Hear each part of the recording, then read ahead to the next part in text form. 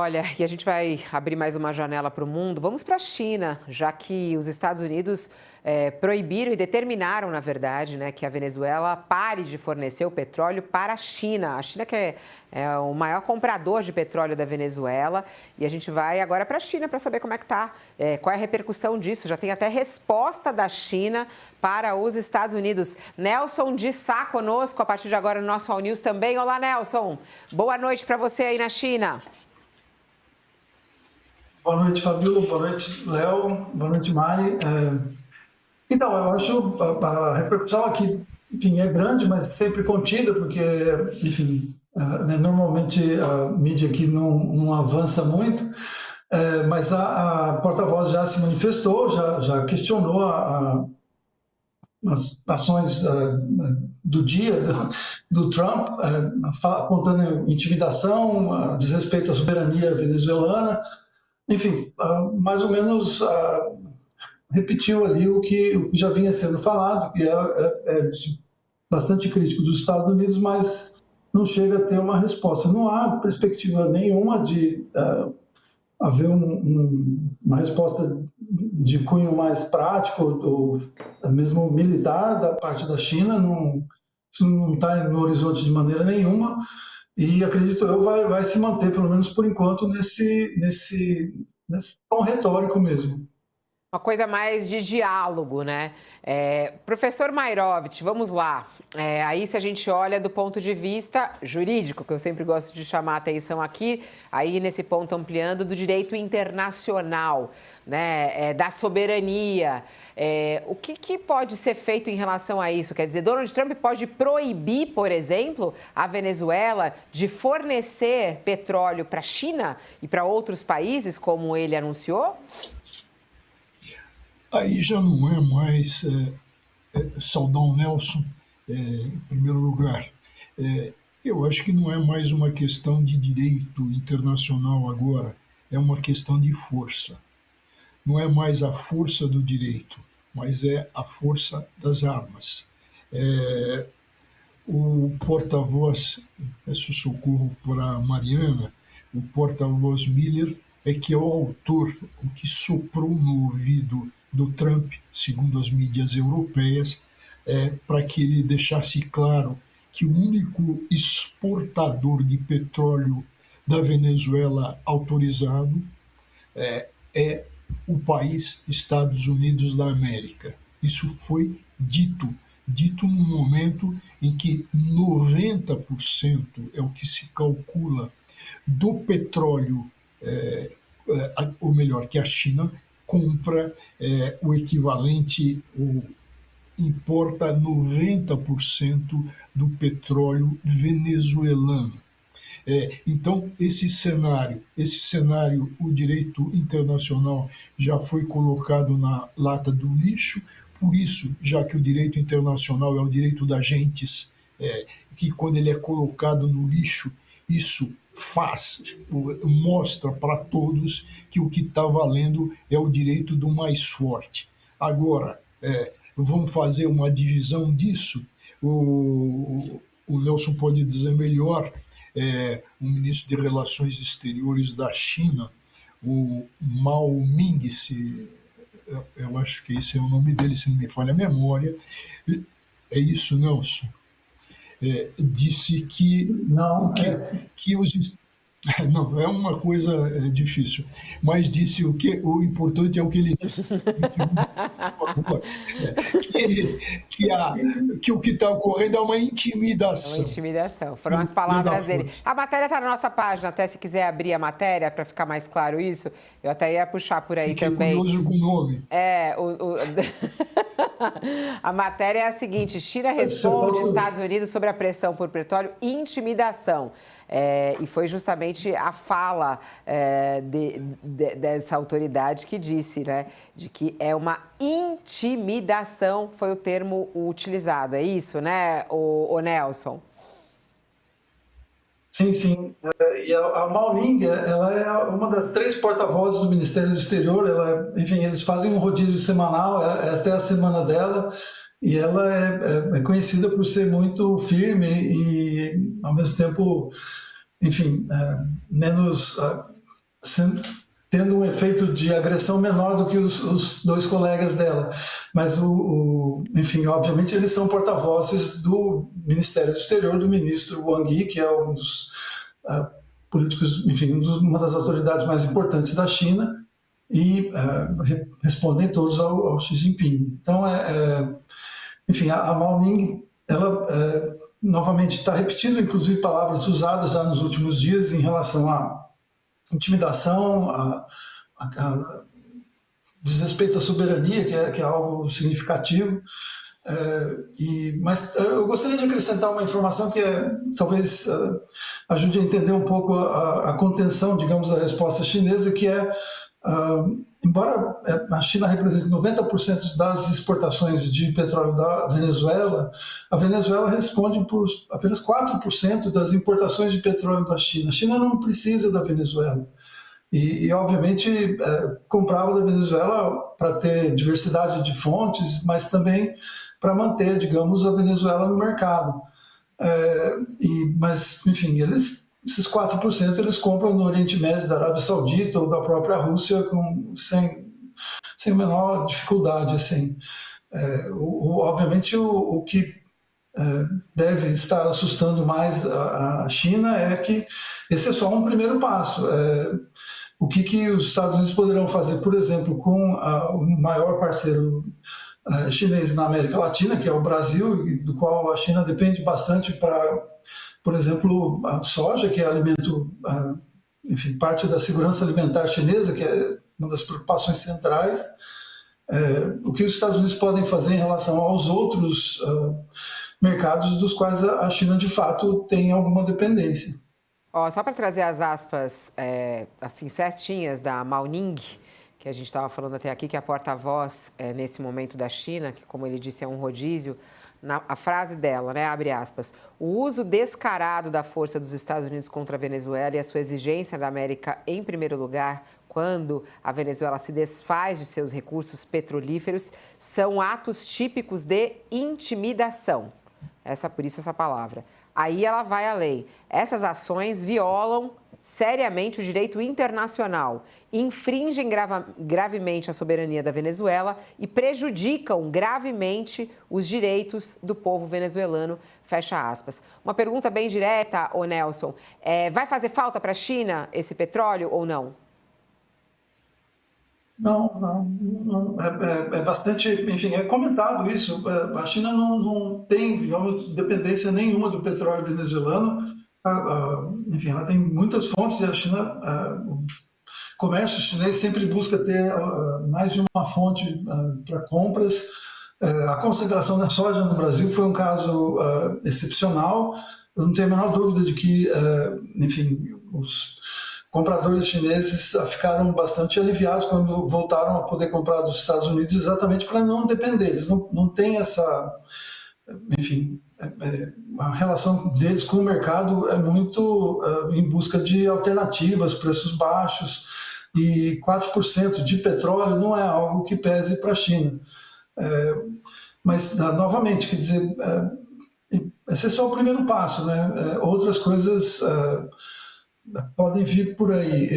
Meses atrás, quando começaram os ataques, eu ouvi de dois especialistas brasileiros ligados à China em política militar, que o Brasil precisava se preparar, porque as rotas de exportação dos produtos brasileiros, minério de ferro, soja, milho, para a China são através do Mar do Sul da China e, enfim, até lá, passando pela África. Ou seja, é uma rota toda que está exposta. E no momento em que os Estados Unidos estão intimidando até cargueiros russos, enfim, tudo é possível. Enfim, eu não sei o quanto isso está sendo levado em conta no Brasil, mas as fontes com quem eu falo de estratégia militar no Brasil, que tem uma relação, inclusive, com a China crescente, estão muito preocupadas com a questão da soberania e a questão de uma ameaça que não se limita à Venezuela. Quem está conosco na TV é um intervalo, mas a gente segue aqui pelo YouTube para falar sobre isso e falar também sobre a situação lá da Venezuela neste momento. O Sakamoto, eu acho que ele levantou aí, como ele chamou para o Brasil, aqui do Brasil está ele, Sakamoto, quando ele fala da preocupação em relação à soberania, né? A gente já tratou bastante, durante essa semana, desde o início dessa crise toda, né, sobre a preocupação do presidente Lula em relação a isso e a atuação do Itamaraty, né? Mas, pelo que a gente acompanha aí, em relação ao Brasil, não há algum receio, apesar dos malucos estarem pedindo para que os Estados Unidos também invadam o Brasil, né? Bem, antes de mais nada, boa tarde para Mário, boa noite para o Nelson. Ele é muito educado, eu estou tentando, na verdade, só ver os bonitinho. Fusos. Na verdade, é bom dia para Mário ainda, na verdade. Sempre muito educado. Bom dia. Mas o que acontece é o seguinte, é claro que, recapitulando, é claro que um ataque ao continente sul-americano, ao subcontinente sul-americano, é algo inédito, né, pelos Estados Unidos, é algo que acende a luz amarela em todo mundo que for de fato preocupado com relação à soberania. E não o pessoal que é o patriota de shopping, aquele que se enrola na bandeira norte-americana no 7 de setembro, né? Isso aí não vale, é café com leite. Mas o pessoal que de direita e de esquerda, que se preocupa com soberania, que se preocupa com a autodeterminação dos povos, que se preocupa com respeito à Carta da ONU, que impede esse tipo de coisa, é claro que fica alarmado, porque isso aí ultrapassa uma linha que não era ultrapassada. Então, agora, daí dizer que o Brasil, neste momento, corre o risco de acontecer a mesma coisa que aconteceu com a Venezuela, é claro que vai um longo caminho. Não corre. No curto prazo, é claro que não corre. Né? Mesmo outras formas de intimidação, como aquelas que vem sofrendo Gustavo Petro e a Colômbia, né, não vão acontecer com o Brasil no curto prazo. A maior ameaça que a gente tem, e a gente tem falado bastante isso aqui no All News, é a utilização de outras máquinas, de outras formas de guerra dos Estados Unidos nas eleições presidenciais deste ano no Brasil.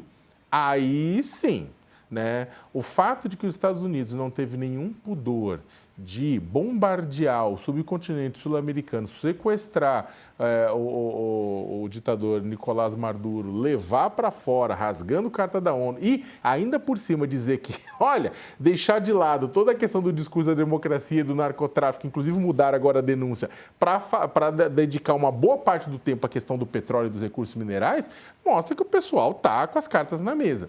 E há muito tempo há uma preocupação com relação ao uso das plataformas digitais que os bilionários, esses tech bros, são super próximos ao Trump, ajudaram na eleição dele.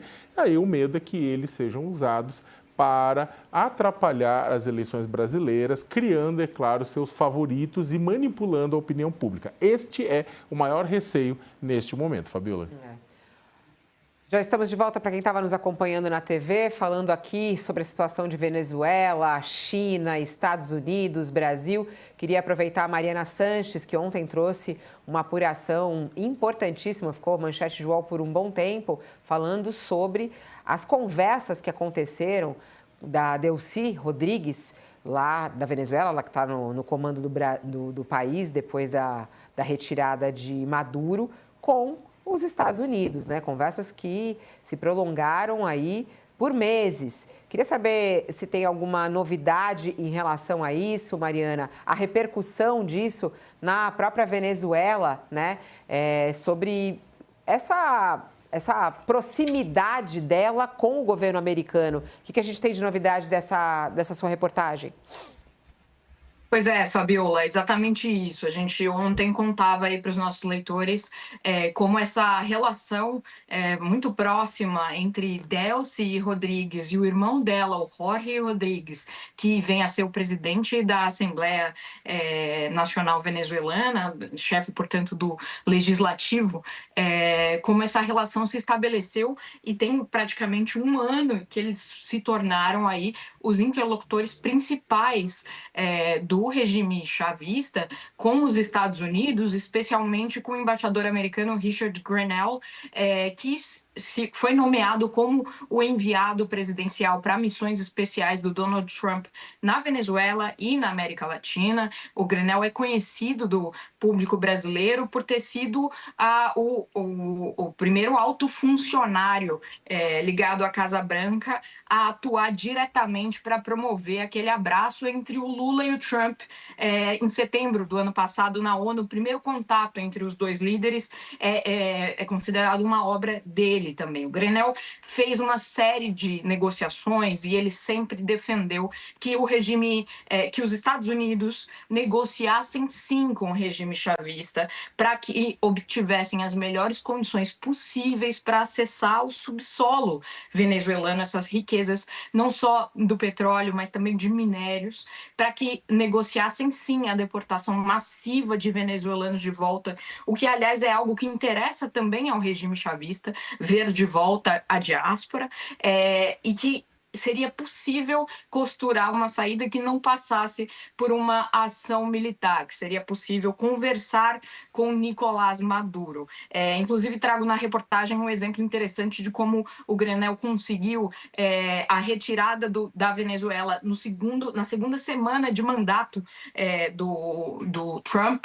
Ele conseguiu colocar dentro do avião presidencial 6 prisioneiros americanos lá em Caracas, dando a Maduro apenas uma foto apertando a mão dele, o emissário de Trump apertando a mão de Maduro. Quem fez essa postura foi a Delcy, e inclusive fez essa postura afastando o Grenell da Maria Corina Machado. Ela, de primeiro, ofereceu 2 prisioneiros, o Grenell pediu 8 e acertou-se que, se Grenell não encontrasse pessoalmente com a Maria Corina Machado na Venezuela em sua visita, se não tirasse uma foto com ela, que então a Delcy e Maduro liberariam aí 6 prisioneiros, e o Grenell topou falar por telefone com a Maria Corina, o que já mostra quão pragmático ele é, né? A democracia ficou para depois nesse caso, e foi ficando para depois, como a gente vê, bem para depois, né? Tanto que o Trump tem dito, inclusive, que não tem previsão aí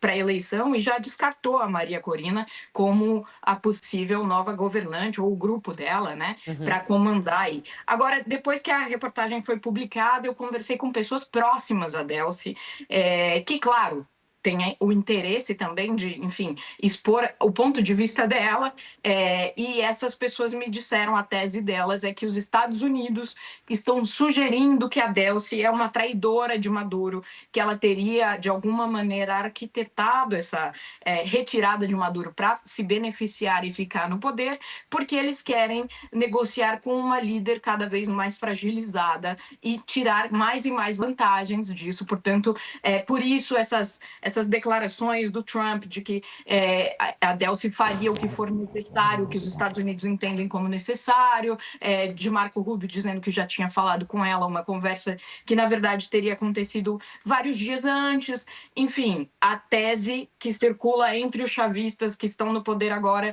é de que os Estados Unidos estão tentando sabotar a Delcy e fragilizá-la diante da própria Venezuela para poder extrair ainda mais recursos de lá, Fabiola.